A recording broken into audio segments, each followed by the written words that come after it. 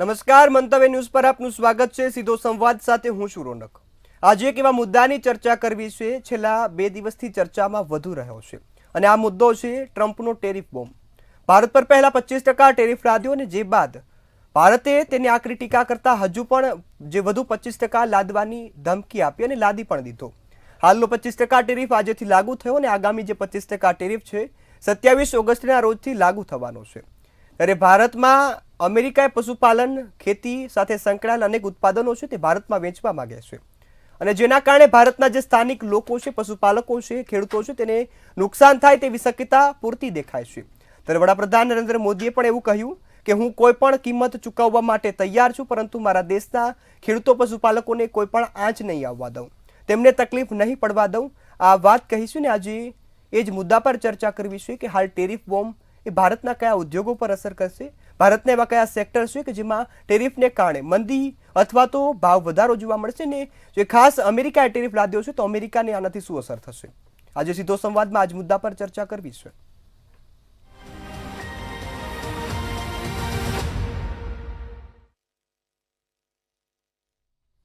આજ મુદ્દા પર ચર્ચા કરવા માટે આપણી સાથે જોડાયા છે ભાજપના પ્રવક્તા ઉર્વિશ કંથારિયા અને કોંગ્રેસના પ્રવક્તા અભિષેક શુક્લ। આપ બંને મહાનુભાવોનું મંતવ્ય ન્યૂઝ પર સ્વાગત છે। ઉર્વિશભાઈ, હું આપની પાસે આવવા માંગીશ।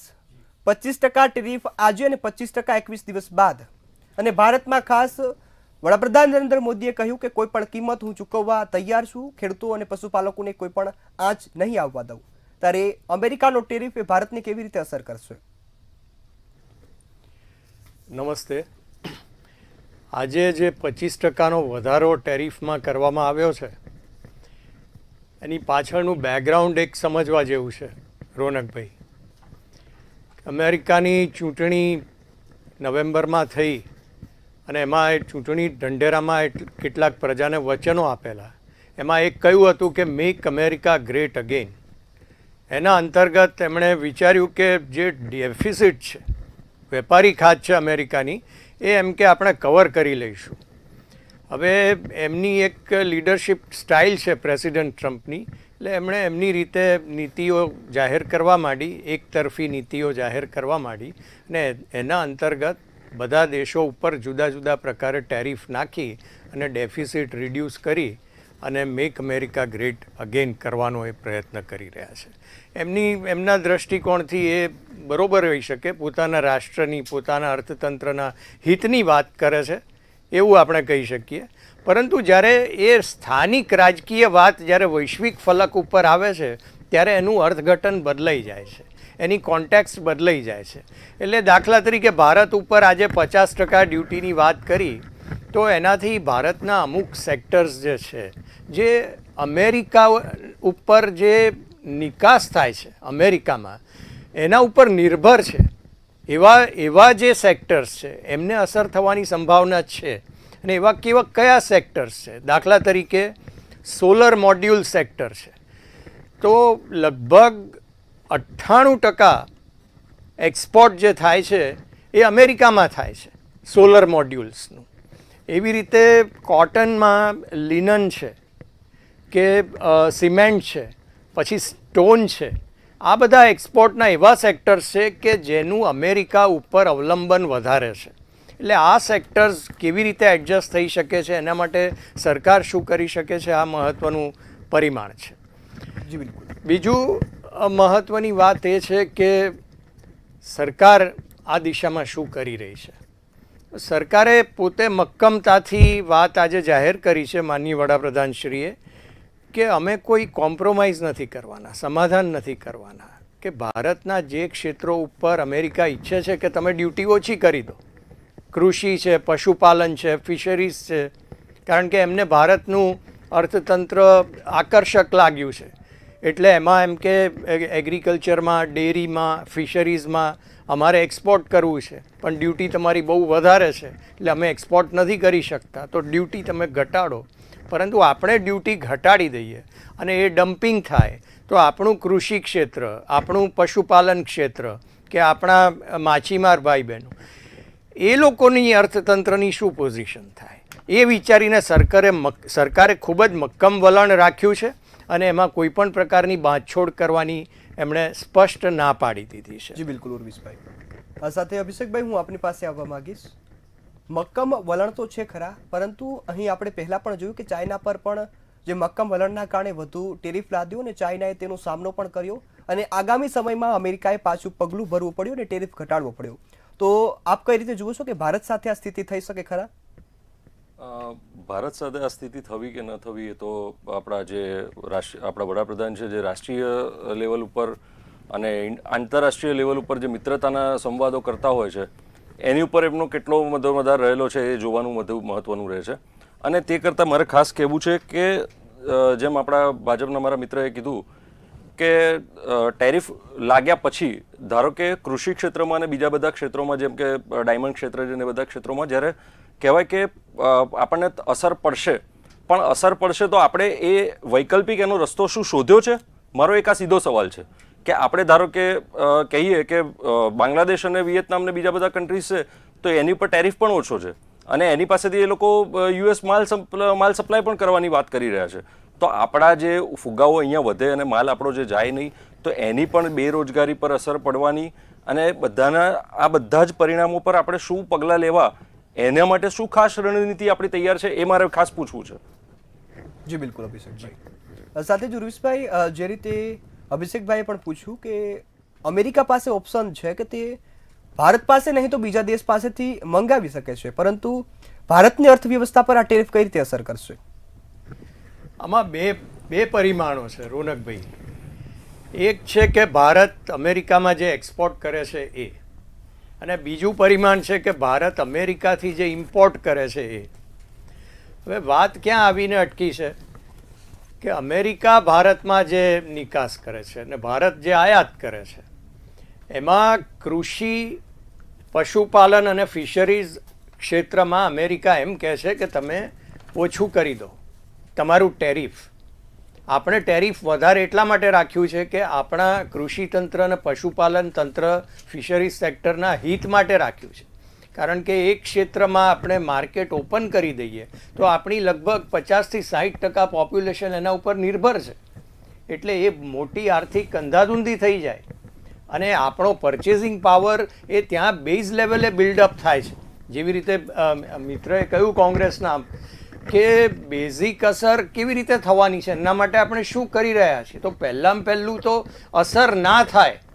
અમેરિકાથી જે એક્સપોર્ટ થઈને ભારત આવે છે એ એવી રીતે ના આવે કે જેથી આપણું અર્થતંત્ર ભાગી જાય. એ આપણી સૌથી મોટી જવાબદારી છે અને એ બાબતે માનનીય મોદીજી ખૂબ જ મક્કમ વલણ અપનાવી અને અમેરિકાને, એમના ટ્રેડ ડેલિગેશન્સને, એમના કોમર્સ મિનિસ્ટ્રીને એ સમજાવી રહ્યા છે કે આ ક્ષેત્રમાં તમે અપેક્ષા નહીં રાખશો, કારણ કે આમાંથી જે પરચેઝિંગ પાવર બિલ્ડઅપ થાય છે અને અમેરિકાની બીજી પણ એક્સપોર્ટ્સ જે કરવાની વસ્તુઓ છે એનો પરચેઝિંગ પાવર પણ ભારતના કૃષિ અને પશુપાલન ક્ષેત્રની સફળતા ઉપર આધાર રાખે છે. એટલે એ ક્ષેત્ર કોઈ પણ સંજોગોમાં ડિસ્ટર્બ થાય એવું અમે ઈચ્છીએ નહીં. હા, ભારતનું વલણ સકારાત્મક છે કે એમણે કહ્યું કે $500 બિલિયન ટ્રેડ થવો જોઈએ બાયલેટરલ, દ્વિપક્ષી. તો એ દિશામાં આપણે સકારાત્મકતા દાખવી છે. પરંતુ જ્યાં આપણા માટે એ વાત નકારાત્મક છે ત્યાં આપણે મક્કમ એનો સામનો કર્યો છે અને આપણું જે રાષ્ટ્રહિત છે, આપણા અર્થતંત્રનું હિત છે, આપણા સામાન્ય માનવીનું, ખેડૂતનું, પશુપાલકનું હિત છે એ આપણે ખાસ જોયું છે. હા, ચોક્કસ એ વાત આપણા નિયંત્રણની બહાર છે કે આપણે એક્સપોર્ટ કરીએ છીએ એના ઉપર કેટલો ટારિફ એ કરે છે એ એમના નિયંત્રણમાં છે. પરંતુ બાયલેટરલ ટ્રેડમાં એટલે કે દ્વિપક્ષી વેપારમાં જ્યારે સરકાર, એ નોર્મલી વેપાર એટલે ખરીદનાર અને વેચનાર વચ્ચેની વાત છે અને એક નિયંત્રણ તરીકે આ ઇકોનોમીના ઓવરઓલ ઇન્ટરેસ્ટ માટે સરકાર નિયંત્રક તરીકે રહે છે. પરંતુ એ જ્યારે નિયંત્રણ હસ્તક્ષેપમાં ફેરવાઈ જાય છે ત્યારે બાયલેટરલ ટ્રેડ ઉપર એની રિવર્સ ઇમ્પેક્ટ આવે છે. એટલે 500 બિલિયનનું ટાર્ગેટ આપણે કર્યું હોય ને અત્યારે 100 બિલિયન કરતા હોઈએ તો એ 50 બિલિયન થઈ જવાની સંભાવના છે. એટલે એવું ના થાય અને $500 બિલિયન આપણે ટ્રેડ કરી શકીએ, આપણે એક્સપોર્ટ કરી શકીએ, આપણે ઇમ્પોર્ટ પણ કરી શકીએ જે આપણી જરૂરિયાતોના આધારે. એવી પરિસ્થિતિનું નિર્માણ કરવા માટે ભારત સરકાર સક્રિય છે, સંવાદની અવસ્થામાં છે અને આપણે ટ્રેડ વોર તરીકે નથી જોતા. એમની સ્ટાઇલ જુદી છે, આપણી સ્ટાઇલ જુદી છે. જી, બિલકુલ, ભારત હરીશભાઈ. દેશ, રોનકભાઈ, ભારત દેશ સદીઓથી ઇન્ટરનેશનલ ટ્રેડમાં છે. ખૂબ જ મક્કમતાથી પોતાનું સ્થાન જાળવી રાખ્યું છે અને છેલ્લા કેટલાક સમયથી આપણે ઇન્ટરનેશનલ ટ્રેડમાં આપણો વિકાસ થઈ રહ્યો છે. અમેરિકા સાથેના પણ આપણા ટ્રેડમાં આપણો વિકાસ થઈ રહ્યો છે. આપણી ટ્રેડ સરપ્લસ છે, એ એમનો કન્સર્ન છે. એમને એક્સપોર્ટ વધારવું છે. તો કેવી રીતના સંતુલન જળવાય એ સૌનો કોમન પ્રશ્ન છે. જી બિલકુલ. આ સાથે જ અભિષેકભાઈ, હું આપની પાસે આવવા માંગીશ. અહીં વાત ખેડૂતો પશુપાલકોની છે કે અમેરિકાની કંપનીઓ અહીં દૂધ જેવી જે ડેરી પ્રોડક્ટ છે તે વેચવાનો પ્રયાસ કરવા માંગે છે અને પોતાનું માર્કેટ વધારવા માંગે છે. અને એક તરફ જોવા જઈએ તો ભારતને આપણે વિશ્વનો સૌથી મોટો દૂધ ઉત્પાદક દેશ કહીએ છીએ, તો તે આપણા દેશના ખેડૂતો અને પશુપાલકો માટે ખૂબ જ જે ગંભીર અસર લાવી શકે છે ને દેશની જે આર્થિક અર્થતંત્ર છે તેને પણ પછાડી શકે છે. જી, જે આપણે કહ્યું એ પ્રમાણે જો સહકારી મંડળી આપણી કહેવાય કે અમૂલ, તે આપણી મોટામાં મોટી દૂધની મેન્યુફેક્ચરિંગ અને મિલ્ક પ્રોડક્ટ ઉત્પાદન કરતી કંપની છે, જે વિશ્વમાં ડંકો બજાવે છે. એ અસર ઓછી કરવા માટે થઈને યુએસ આપણી ઉપર બીજા બધા પ્રોડક્ટ્સને લાદવા માંગી રહ્યા છે.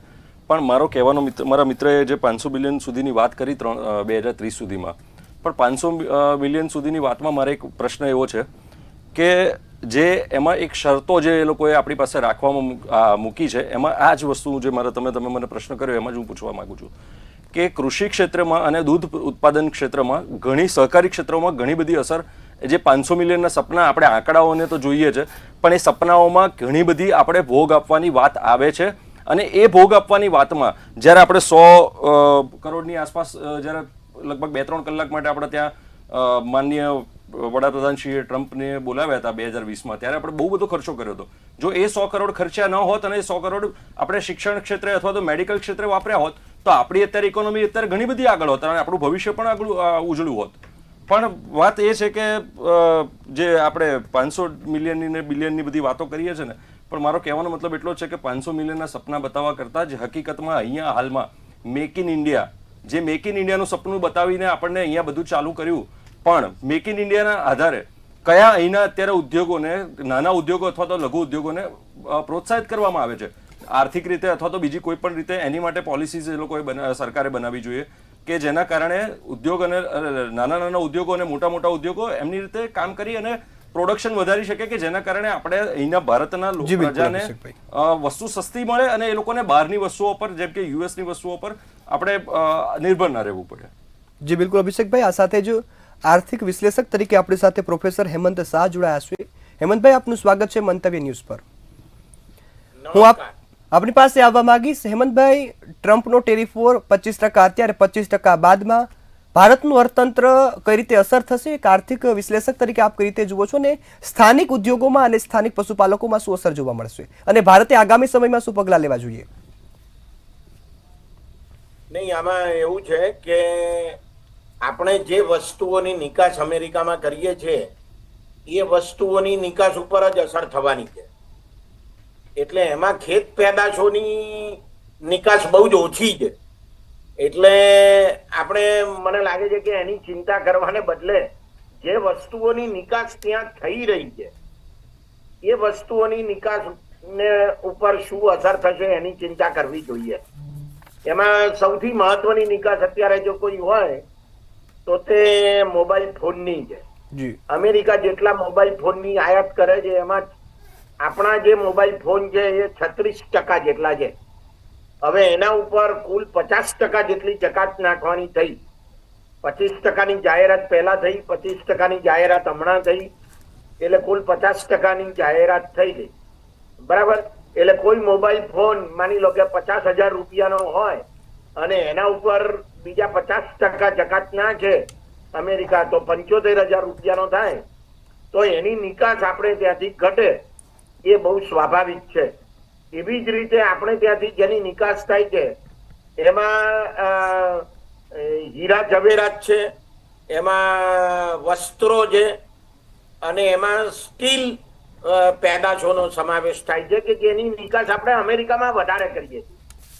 તો આ બધી નિકાસ ઉપર બહુ મોટી અસર થવાની સંભાવના છે અને એને પરિણામે આપણે ત્યાં જો નિકાસ ઘટે અમેરિકામાં એટલા પ્રમાણમાં તો આપણા જે નિકાસલક્ષી ઉદ્યોગો છે એને મોટા પ્રમાણમાં અસર થવાની સંભાવના રહે છે. એટલે એમની આવક ઘટે, નફો ઘટે, મૂડીરોકાણ ઘટે, રોજગારી ઘટે અને એટલા પ્રમાણમાં બેકારી ફેલાય એવી શક્યતાઓ રહે છે. જી બિલકુલ પણ હેમંતભાઈ.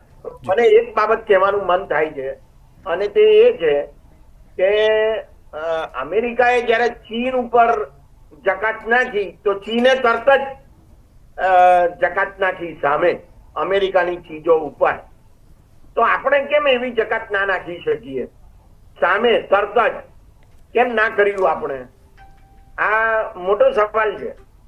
શું કરવા આપણા વડાપ્રધાન ટ્રમ્પની સામે દબાઈ ગયા છે એ મને સમજાતું નથી.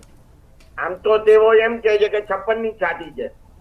એટલે આ 56ની છાતી માત્ર દેશના વિરોધ પક્ષોને ડરાવવા માટે છે, લોકોને ડરાવવા માટે છે, કે પછી આ 56ની છાતીનો ઉપયોગ આપણે વિદેશ વેપારમાં, વિદેશ નીતિમાં પણ કરવાનો હોય? આવો સવાલ મારા મનમાં ઉઠે છે. આ હું એટલા માટે કહું છું કે જો ચાઇના એ લગભગ આપણા જેટલી જ વસ્તી ધરાવતો અત્યારનો દેશ છે અને એ ચાઇના અમેરિકા સામે તરત જ સામે બીજી જકાત નાખે અમેરિકન ચીજો ઉપર અને આપણે ના નાખીએ તો એનો અર્થ એવો થયો કે દુનિયામાં એવી છાપ ઊભી થાય કે આપણે નબળા જઈએ. આ પરિસ્થિતિ આપણે વિચારવી જોઈએ. જો એક બીજો અગત્યનો મુદ્દો એ રાજકીય મુદ્દો છે, પણ છતાં હું કહું કે જો ટ્રમ્પ આવી રીતે આપણને ધમકી આપે કે જો તમે રશિયાનું તેલ ખરીદશો તો અમે તમારી ઉપર વધારાની જકાત નાખીશું, પેનલ્ટી જકાત, અને એ રીતે એને 25% જકાત નાખી, તો આપણે કહેવું જોઈએ કે કોની સાથે કેટલો વેપાર કરવો અને કઈ ચીજોનો વેપાર કરવો એ ભારત સરકાર નક્કી કરે. એ ટ્રમ્પ કેમ નક્કી ના થાય? આ અમારા સાર્વભૌમત્વનો સવાલ છે અને આ બહુ ગંભીર સવાલ છે. કારણ કે આપણે આપણા બંધારણના આમુખમાં પહેલી લીટીમાં આપણે લખેલું છે કે ભારત એક સાર્વભૌમ દેશ છે. તો આપણા સાર્વભૌમત્વનું રક્ષણ કરવાને માટે પણ આપણે સામે 25% પેનલ્ટી આપણે લગાડવી જોઈએ કે ટ્રમ્પ આવું કેમ બોલ્યા, માટે અમે તમારી ઉપર 25%ની જકાત નાખીએ. આવી તાકાત આપણી અંદર છે ને આપણે બતાવવી જોઈએ. એનું એક અગત્યનું કારણ એ છે કે આપણો જે કુલ વેપાર છે, આંતરરાષ્ટ્રીય સ્તરે આપણે જે નિકાસ કરીએ છીએ એ નિકાસમાં આપણે અમેરિકાનો ફાળો એ માત્ર 10.5%ની આસપાસ છે. એટલે બાકીની 90% નિકાસને તો કશી અસર અત્યારે થવાની છે જ નહીં, કારણ કે આપણે અમેરિકામાં નિકાસ કરતા જ નથી. તો આ 10% ઉપર જો આટલી બધી દાદાગીરી કરતા હોય ટ્રમ્પ, કે જેને આપણે અહીંયા નમસ્તે ટ્રમ્પ કહીને બોલાયા હતા ને કરોડો રૂપિયાનો ખર્ચો કરેલો, એ ટ્રમ્પ જો આવી દાદાગીરી કરતા હોય તો પછી આપણે સામે એમને જવાબ આપવો જોઈએ અને બહુ તરત જ જવાબ આપવો જોઈએ. આમાં કઈ રાહ ના જોવાની હોય. બરાબર? ચીને રાહ નથી જોઈ તો તમે શું કરવા રાહ જુઓ છો?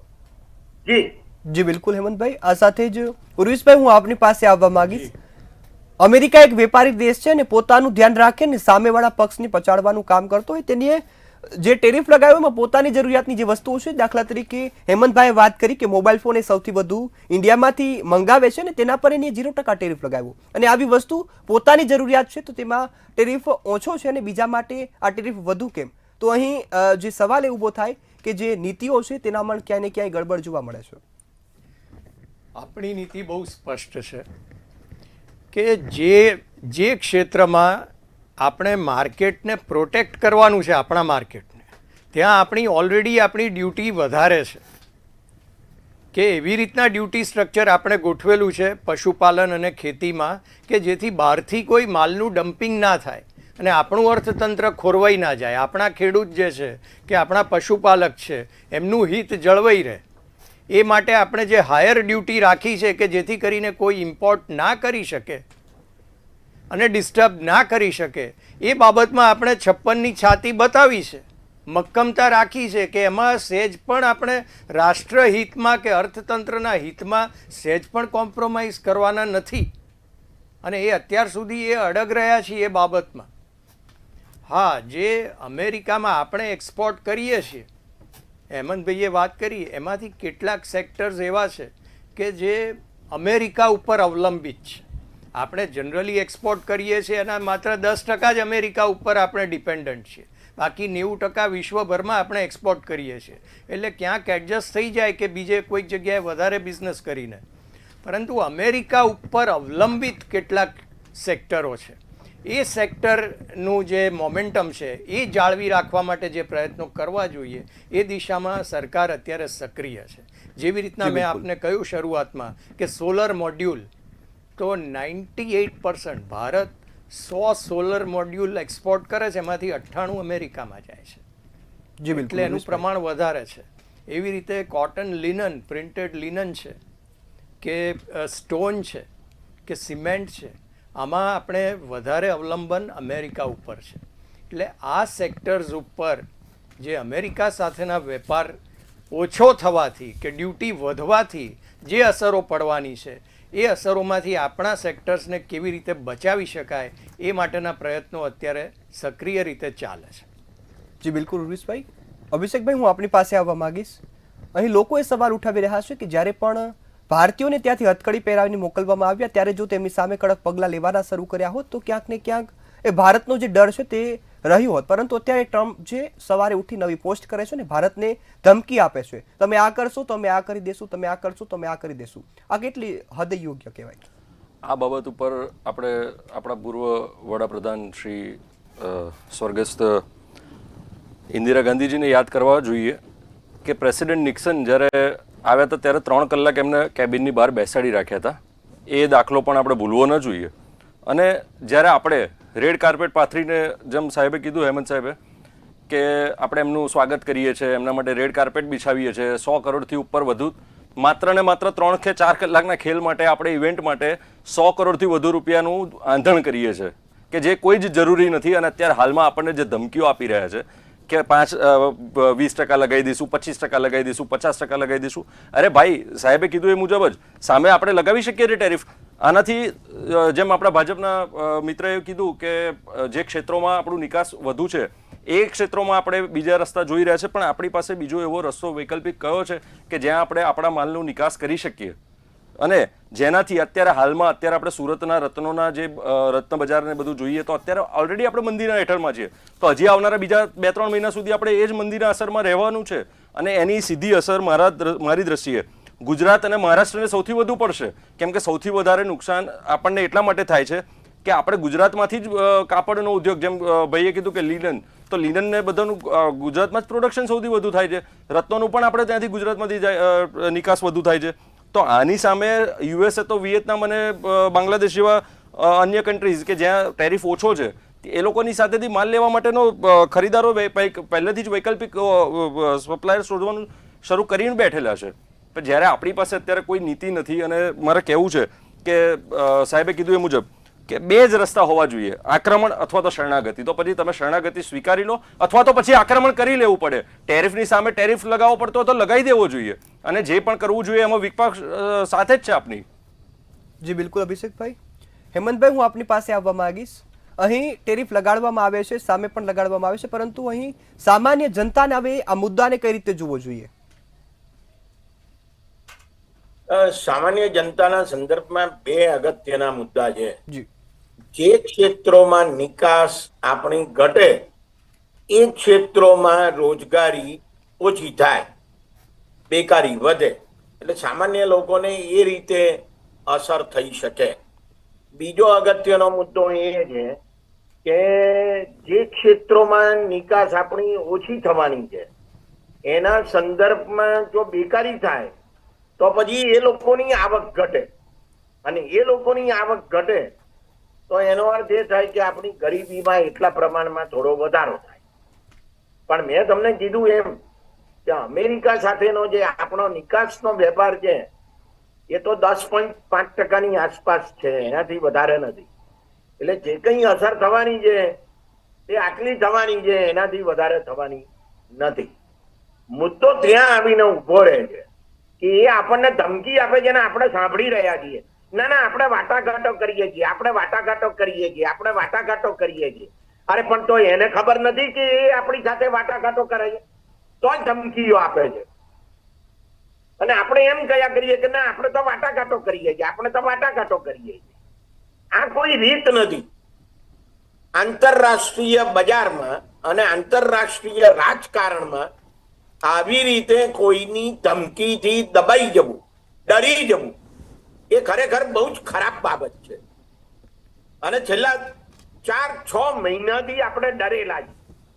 આપણે કોઈ વાટાઘાટો તો ક્યારની જ ચાલે છે, મને ખબર છે, નથી ચાલતી.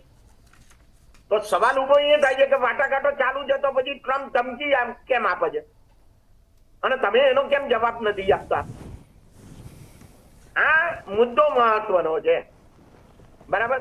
ચાઇનાએ જે રીતે જવાબ આપ્યો સામે તરત જ જકાત લગાડીને, એવી રીતે આપણે જવાબ આપવો જોઈતો હતો. પછી વાટાઘાટો તો ચાલે જ છે ને. યુદ્ધ ચાલુ હોય અને છતાં વાટાઘાટો ચાલુ હોય એવું બને છે કે નથી બનતું? ગાઝાનું યુદ્ધ ચાલુ છે, યુક્રેનનું યુદ્ધ ચાલુ છે અને છતાં વાટાઘાટો ચાલુ છે કે નહીં? તો એનો અર્થ એવો થાય છે કે આપણે વાટાઘાટો ચાલુ છે માટે આપણે કોઈ પગલું ભરવું નથી. એ કોઈ જવાબ નથી, એ કોઈ રીત નથી. આંતરરાષ્ટ્રીય રાજકારણમાં માઇટ ઇઝ રાઇટ. જેની તાકાત છે તે ખરો છે. જી બિલકુલ. તો એ તાકાત આપણે બતાવવી જોઈએ એમ મને લાગે છે. જો હોય તો, ના હોય તો બતાવવાની નો કોઈ સવાલ ઉભો નથી થતો. આપણે નમસ્તે નમસ્તે કર્યા કરવાનું, બીજું શું? જી બિલકુલ હેમંતભાઈ, આપ સૌ અમારી સાથે જોડાયા અને મહત્વપૂર્ણ મુદ્દા પર ખૂબ સરસ રીતે ચર્ચા કરી. આપ સૌનો આભાર. હાલમાં તો વડાપ્રધાને લોકોને આશ્વાસન આપ્યું છે, દેશના લોકો થોડા હિંમતમાં આવી ગયા છે કે કોઈનો પણ વાળ વાંકો નહીં થવા દઉં. પરંતુ હવે આગામી સમયમાં જોવાનું રહેશે કે ભારતીય અર્થતંત્ર પર શું ટેરિફની અસર થશે, સામાન્ય નાગરિકોને કયા પ્રકારની અસર છે તે જોવા મળશે અને ટ્રમ્પ સામે હવે આગામી પગલાં ક્યાં લેવામાં આવશે. હાલના મુદ્દામાં બસ આટલું જ. ફરી મળીશું નવા વિષય સાથે. ત્યાં સુધી મને રજા આપશો. નમસ્કાર.